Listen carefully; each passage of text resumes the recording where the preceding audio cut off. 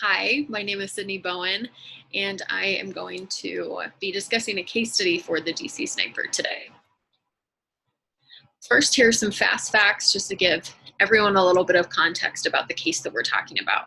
This is about the DC Sniper, also sometimes called the Beltway Sniper. These attacks spanned Washington, D.C., Maryland, and Virginia. It covered over 8 jurisdictions, over 1,000 officers, and 20 local agencies, 2 state, and 10 and a couple more federal agencies. This attack started in October 2002. So for historical context, it's important to remember that this is just a little over a year after September 11th, when the Pentagon was hit, and a couple months after a really bad anthrax scare hit the DC area. This attack spanned 23 days from the first shot to the eventual arrest of the 2 individuals, and 13 indiscriminate victims were unfortunately shot during this attack. Indiscriminate meaning that they were different in terms of race, gender, age, and there was nothing that really defined who they were as victims. Everyone was attacked by high-powered shots fired from a moving car. You can see on the screen that there is a picture at the top that shows the space in the car where the bullets would fly through. This made it really hard for there to be any eyewitness accounts, made it really difficult for police to figure out what was happening. And below that on the map, it just shows where the attacks were and how it linked Maryland, Washington, D.C., and Virginia, kind of giving context to where this was and why this was so multi-jurisdictional. Now I'll go into a timeline. Timeline is really important here because this wasn't just a one-time attack. It spanned a lot of days, and there was fear building, and slowly as the attacks progressed, they realized it was a real problem and more agencies started to be involved. So first, on the first day of the attacks, October 2nd, there was a shooting at a Michael's craft store in Aspen Hill, Maryland, but luckily no one is hurt. The second shooting occurs on the same day at a grocery store in Wheaton, Maryland. James Martin is shot and killed while he's crossing a parking lot. On the second day, there are 4 shootings, and the first is shooting number 3 at an auto mall, and James L. Buchanan is shot and killed while mowing the auto mall lawn. Then at a mobile gas station in Aspen Hill, Maryland, Prem Kumar Walekar is shot and killed while pumping gas. After that, at a chicken restaurant in Silver Spring, Maryland, Sarah Ramos is shot in the head and killed while waiting for her bus. And this is at shooting number 5 is when someone reports seeing a white box truck, which, starts the tip line that everyone thinks the sniper is shooting people from a white box truck, and that there are potentially 2 people involved in this. Continuing on October 3rd, there is the sixth shooting at a Shell gas station in Kensington, Maryland. Lori Ann Lewis Rivera is shot and killed while vacuuming out her minivan. So at least I hope you can see from all of these examples, it is very normal people doing very normal things. They're just being attacked while they were out in the open. And there's nothing that links them together. They were just in the wrong place and they were available targets. After the 6th shooting, the Montgomery County Police Department establishes a temporary command post. Montgomery County Public Schools declare code blue, and that is not as bad as a code red. It is not a complete lockdown, but it means that students may not be switching classes, that they are not going outside, that everyone is on high alert for this. After this, the BOLO alerts for a white box truck go out. BOLO being be on the lookout. So people are reporting if they see a white box truck with 2 people to try and get some context for who might be doing this. Then the FBI offers assistance. Local, state, and federal officials establish a combined tactical operation. And then on the same day, the 7th shooting occurs at Georgia Avenue. This one happens at night in Northwest Washington, D.C. Pascal Charlotte is shot and killed by a single bullet while he's just walking up the street. On day 3, October 4th, FBI provides more agents. They begin profiling to figure out who this is. Chief Moose starts a press conference, and he asks people to call the tip line if they see anything. At this point, the Department of Alcohol, Tobacco, and Firearms, abbreviated ATF, joins the case. And the The 8th shooting then occurs at another Michael's Craft Store in Fredericksburg, Maryland. Caroline Sewell is shot in the back and wounded while loading bags into her minivan. At this point, the Spotsylvania County Police Department also joins the task force. Then on October 7th, the 9th shooting occurs at Benjamin Tasker Middle School in Bowie, Maryland. Iran Brown, who's age 13, is shot in front of a school while walking to class. He luckily survives, but this causes a lot of panic. This is the first child to be shot. And so Prince George's County, where the middle school was, declares a code blue. Chief Moose sends a letter to the U.S. Attorney General requesting federal assistance because this is escalating too fast. Prince George's County Police Department also joins the task force. On October 9th, the FBI agent asked the headquarters for funds to help construct the Joint Operations Center, abbreviated JOC. At this point, the FBI offers to run a telephone tip line to help out, and then the 10th shooting occurs at another gas station in Manassas, Virginia. Dean Myers, 53, is shot and killed while filling his car with gas. At this point, Prince William County Police Department joined the task force. On day 10, October 11th, there's another shooting at another gas station in Fredericksburg, Virginia. Kenneth Bridges, 53, is shot and killed. And this time it's especially scary because he is only 50 yards away from a Virginia state trooper. At this point, authorities shut down roads, outdoor events are canceled, and schools are put on lockdown. On day 13, the 12th shooting occurs at a Home Depot, Seven Corner Shopping Center in Falls Church, Virginia. FBI analyst Linda Franklin is shot and killed by one single gunshot to the head while loading supplies into her car with her husband. At this point, Fairfax County Police Chief Tom Manger and his investigators joined the task force.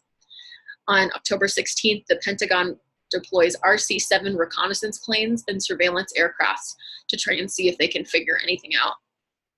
On day 18, the 13th shooting occurs at a Ponderosa Steakhouse in Hanover County, Ashland, Virginia. This time, Jeffrey Hopper, 37, is shot and critically wounded while he's leaving the restaurant with his wife. And now Hanover County Sheriff's Department is in on the task force investigation. Virginia State Police block every exit of the interstate. On day 21, the 14th shooting, Montgomery County, ride-on bus, Route 34, Silver Spring. Conrad Johnson is shot and killed standing on the top step of his bus, just waiting there. At this point, all exits, side streets, and interstate bridges that connect Maryland and Virginia are shut down because they are worried about the killers moving between states. And finally, on day 23rd, October 24th, combined SWAT operation of officers from Maryland State Police, Montgomery County Police, and the FBI take Mavo and Muhammad, the two attackers, into custody. Chief Moose, who has been the leader of all of this, the ICS commanding officer, he starts a press conference and he thanks the task force. He has people standing up there with him and he thanks them and he says, but this goes beyond so many of the people that are here. This was one of the biggest combined task forces because it spans so many states, and as one state would have a shooting, then, or one county would have a shooting, then the sheriff's department and police department and local people would get involved and try to fight this as well. So there's a lot more that involves into the panic. It's kind of an elaborate story. The killers did leave notes. There was a lot of scary things that happened, but this is more focused on the response. If you're interested, I would encourage you to go look at it. I actually chose this project because when I was in second grade, I was living in Fairfax County. So I remember at least some of the panic, and it was a truly scary time. So this slide just shows how people were responding to being scared. The community really was in panic, and individuals were told that they should stay indoors. If they were out in an open space, they should be running or walking in zigzags because you would be harder to hit by a bullet if you weren't standing in one place. You'll see the gas stations have tarps covering them, so someone from the highway couldn't see someone and shoot them. A lot of schools were on lockdown. And also you can see someone crouching while pumping gas, especially because so many of the attacks happen at gas stations. People were very, very scared to do that, very scared to use a gas station near a highway or near a big road. They also came out in press releases and asked the public to provide useful tips. They had instructions for how to profile a suspect, how to give temporary things like what clothes they're wearing. And they also instructed people to call the tip line to provide any information that they had. There was also police presence at schools. Police, when children were arriving and were leaving school, children were not allowed to walk home. And police also ate at lunches with children to help them feel that they were safe.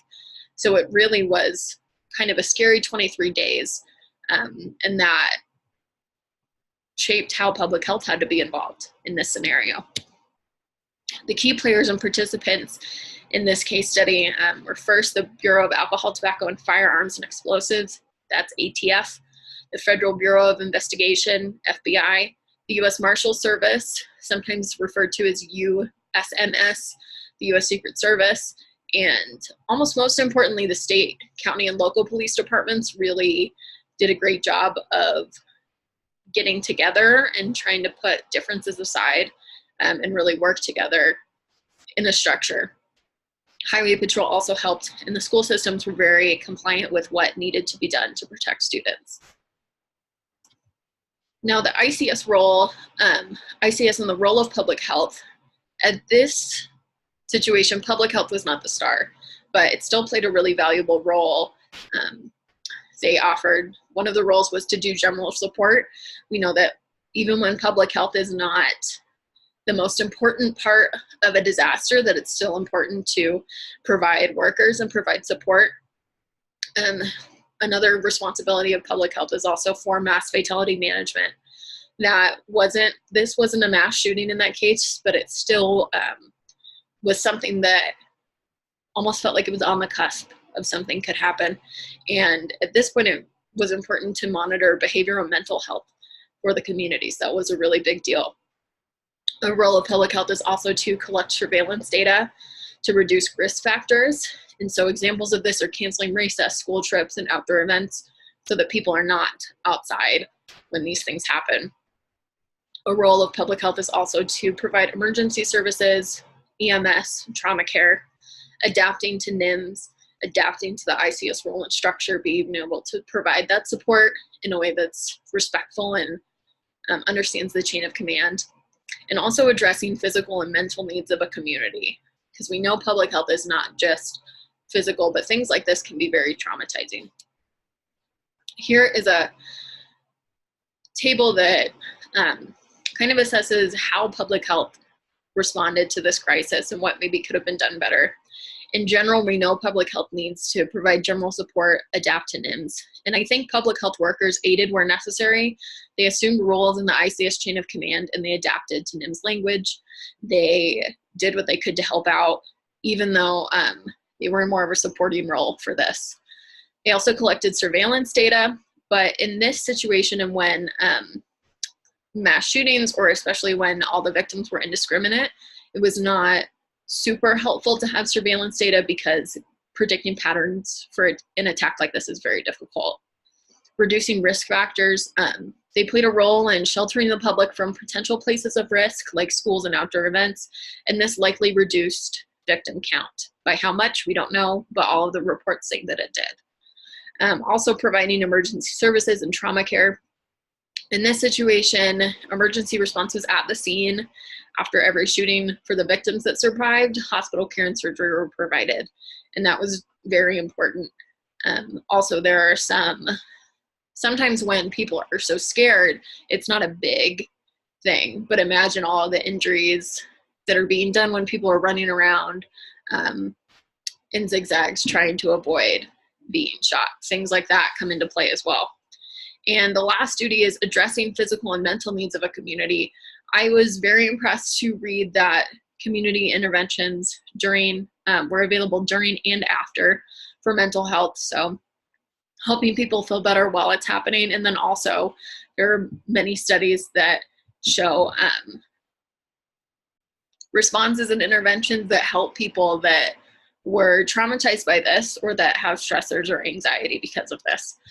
Overall, I think the public health response was very well done. I think, of course, if we move forward, we'll change things. Of course, looking back, hindsight is 2020, but I think they did do a good job supporting as far as ICS roles and ESF 8 is concerned. Now I'll go on to the evaluation of strengths and weaknesses. You'll see on the screen are 2 quotes that I think kind of inform what is good and what is bad about this. There were a couple strengths to this. I think the collaboration was really strong. Everything that I have read is that people stepped up and people understood their role in the task force. And this quote from Chief Charles Ramsey, who's in the Washington Metropolitan Police Department, says, "No one had a problem folding into the task force once they had a shooting." And that's a big deal because in starting a chain of command where a lot of people who are involved are leaders and now they have to be in more supporting roles, it can be difficult, but I think everyone involved did a great job in this response. Another strength is that community mental health. This was 2002, and not that mental health wasn't an important thing, but I was impressed that so much community mental health had been part of interventions. As far as the weaknesses go, communication was too frequent and gave mixed messages. I think it might have been difficult to see here, but there were many days where there were, 10 press conferences and they said different things and they had difficulty they would tell everyone to look for a white van, and then it turned out not being a white van that the attackers were in. So it was important to speak less frequently and give a direct message like we have learned about in class. The other weakness was that the JOC was not made until day 8, and many workers did not know how it functioned. So they had to learn how it functioned and then implement that. And the JOC, here's a quote from Chief Charles Moose. "The JOC was built without our full understanding of what it was. We had never been trained in how to establish or operate a JOC for this case of this magnitude." And that was a big deal because it took some time to understand that. Another weakness was that roadblocks were not as useful to public safety as had been hoped. And the tip line worked, but it was not prepared to field so many calls. It was difficult to figure out what information was actually relevant, and it slowed down the capture of the attackers. Moving forward, I think this is a great example of how ICS structure benefits an organization when they know what they need to do. The individuals in this situation developed ad hoc protocols for working together because they were not trained. Not everyone was trained in how to use this structure and how to use JOCs. So it was important for them to do that, but they also learned moving forward that that is something that's really valuable when you're working with different departments across state lines. So moving forward, there's more of an emphasis on the value of the ICS structure. That's the greatest thing I think that this taught people. There's also the importance of surge capacity for phone lines. The tip line was great, but at some point they had over 16,000 tips. And so figuring out what was beneficial was difficult. And in disasters after this, people have responded similarly, but the surge capacity is adjusted. So people know what to do with that information. And like I've said, it just serves as an example to other agencies of the good things to do and the things that can be adjusted to make everything flow more smoothly. And that is the presentation. Thank you so much.